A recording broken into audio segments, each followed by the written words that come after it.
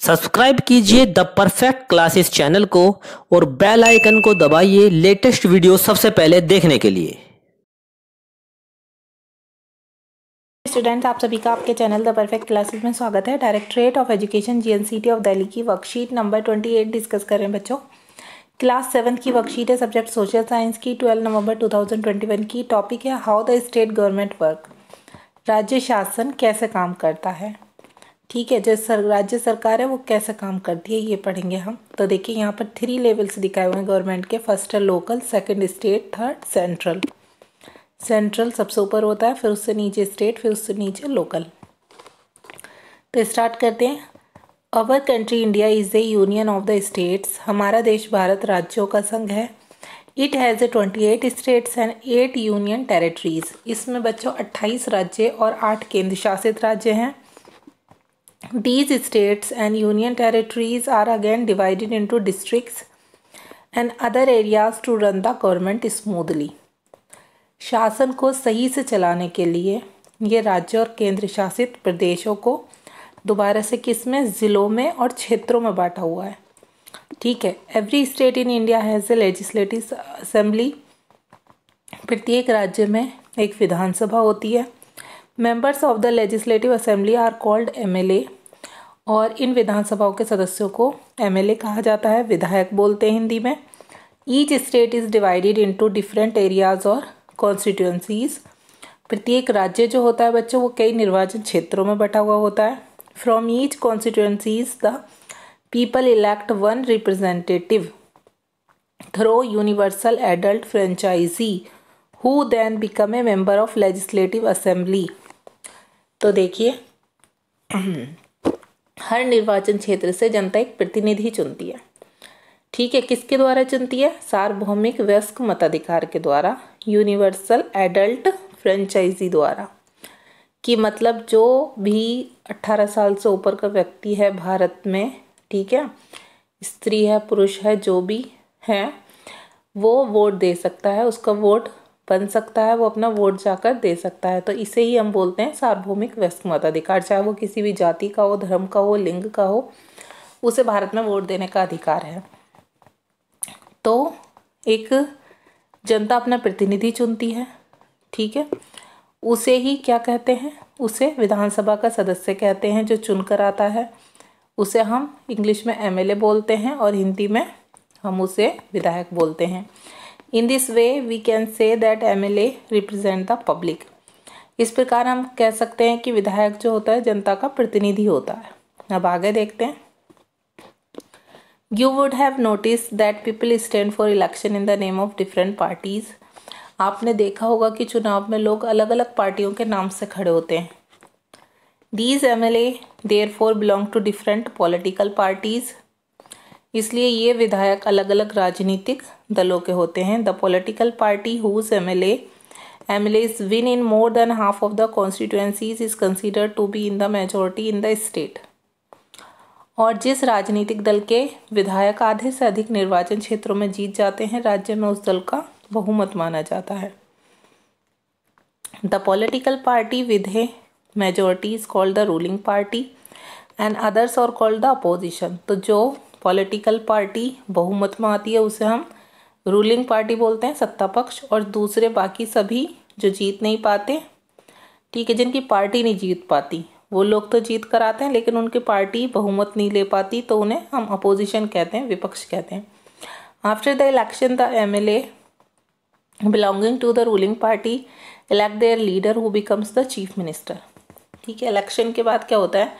MLA जो जिस party के, रूलिंग पार्टी के लोग क्या करते हैं? अपना नेता चुनते हैं। ठीक है, एमएलए में से ही कोई एक नेता चुना जाता है, उस चीफ मिनिस्टर बनाया जाता है, मुख्यमंत्री। The chief minister then select other people as ministers. और चीफ मिनिस्टर अपने दूसरे मंत्री भी चुनता है। After the election the governor of the state who appoint the chief minister and other minister. और चुनने के बाद क्या होता है? उन्हें शपथ दिलाई जाती है, जो गवर्नर के द्वारा दिलाई जाती है, राज्यपाल के द्वारा। ठीक है, राज्यपाल उनकी नियुक्ति करता है। अब आगे देखते हैं। The chief minister and the other minister have the responsibility of running various government department और ministers. They have separate office example education department, health department, environmental department etcetera. तो बच्चों क्या होता है कि सॉरी खांसी हो रही है मुझे थोड़ी, ठीक है, कि आगे क्या होता है कि मुख्यमंत्री और मंत्रियों का ये दायित्व होता है कि वो शासन के विभिन्न विभागों या मंत्रालयों को चलाएं। उनके अलग अलग कार्यालय होते हैं, जैसे उनका शिक्षा विभाग का कार्यालय हो गया, स्वास्थ्य विभाग या पर्यावरण विभाग हो गया। Sometime one party doesn't get a clear majority. In that case, many parties come together to form government. कभी कभी एक पार्टी को बहुमत नहीं मिल पाता, आधी से अधिक सीटें नहीं जीत पाती एक पार्टी, तो कई पार्टी मिलकर सरकार बनाती हैं। When two or more parties together form a government, such a government is called a coalition. तो बच्चे जब दो या दो से अधिक पार्टी मिलकर सरकार बनाती है तो उसे गठबंधन सरकार कहा जाता है। ठीक है, अब यहाँ गवर्नर के बारे में कुछ बताया हुआ है, पढ़ लेते हैं। गवर्नर राज्यपाल को बोलते हैं। The head of the state is the governor. जो राज्य का मुखिया होता है उसे राज्यपाल कहते हैं। He she is appointed by the central government to ensure that the state government works within the rules and regulation of the constitution. उसकी नियुक्ति केंद्र सरकार द्वारा ये सुनिश्चित करने के लिए की जाती है कि राज्य सरकार संविधान के नियमों के अनुसार अपने कामकाज कर रही है या नहीं कर रही। ठीक है, अब यहाँ पर देखिए एक एक्टिविटी दी हुई है। एक्टिविटी है the result of a state assembly election is given below. यहाँ पर एक इलेक्शन का रिजल्ट दिया हुआ है स्टेट असेंबली इलेक्शन का। ठीक है, उसमें पॉलिटिकल पार्टीज बताई हुई हैं, काल्पनिक नाम है उनके, कि देखिए लोक अधिकार पार्टी उसने 43 सीट्स जीती हैं, उसके 43 मेंबर्स जीत कर आए। जनता कल्याण दल के 16 मेंबर जीते हैं, अदर पार्टीज के 3, इंडिपेंडेंट जो निर्दलीय लड़ते हैं उनके 6। तो इस तरह से 68 लोग जीते हैं कुल मिलाकर। ठीक है, 68 सीटें थी, उन पर इस पार्टी के इतने इतने सदस्य जीते। अब यहाँ पर क्वेश्चन आंसर है, तो ए का आंसर आप कहाँ से लिखेंगे। ए में पूछा हुआ है state which party will form government and why. इसमें पूछा हुआ है कि ये बताइए कि कौन सी पार्टी सरकार बनाएगी और क्यों। ठीक है, तो कौन सी पार्टी सरकार बनाएगी और क्यों। तो देखिए यहाँ पर एक नाम लिखा हुआ है लोक अधिकार पार्टी, क्योंकि इसकी सबसे ज़्यादा सीट आई हैं, तो आप ये लिख देंगे ए में लोक अधिकार पार्टी। ठीक है, फिर इतना लोक अधिकार पार्टी लिखकर आप आंसर लिखेंगे will for government, will for government. ठीक है, एंड वाई काट कर फिर आप लिखेंगे बिकॉज, क्योंकि। फिर हमें ये बताना है क्योंकि, तो फिर हम यहाँ से लिखेंगे क्योंकि, यहाँ से लिखेंगे आप the political party whose MLAs win in more than half of the constituencies is considered to be in the majority in the state। ठीक है, यहाँ तक लिख लेंगे। अब क्वेश्चन नंबर बी है, उसमें पूछा हुआ है which parties will be called opposition and Y.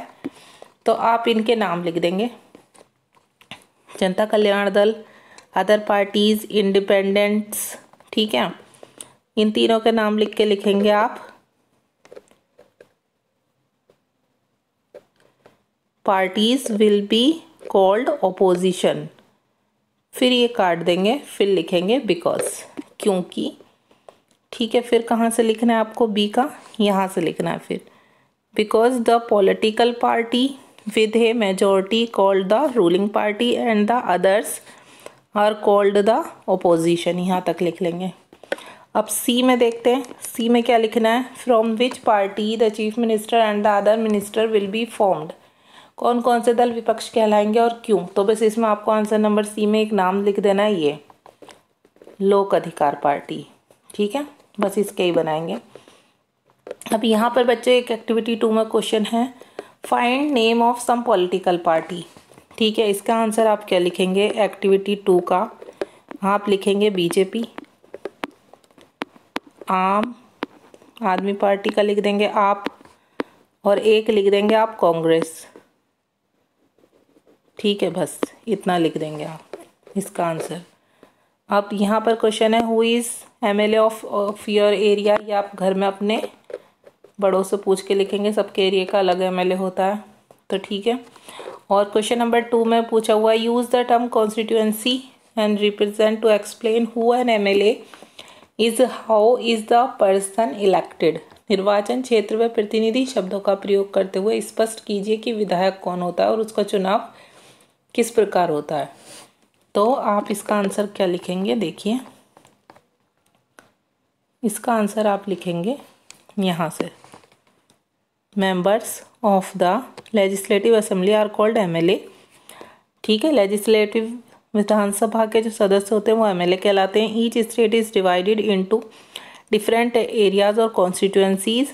प्रत्येक राज्य अलग अलग क्षेत्रों में बटा होता है। ठीक है, अलग अलग कॉन्स्टिट्यूएंसीज में। From each constituency the people elect one representative who then becomes a member of legislative assembly MLA. यहाँ तक लिख देंगे। वर्कशीट कंप्लीट हो गई। मिलते हैं नेक्स्ट वीडियो में। Thanks for watching.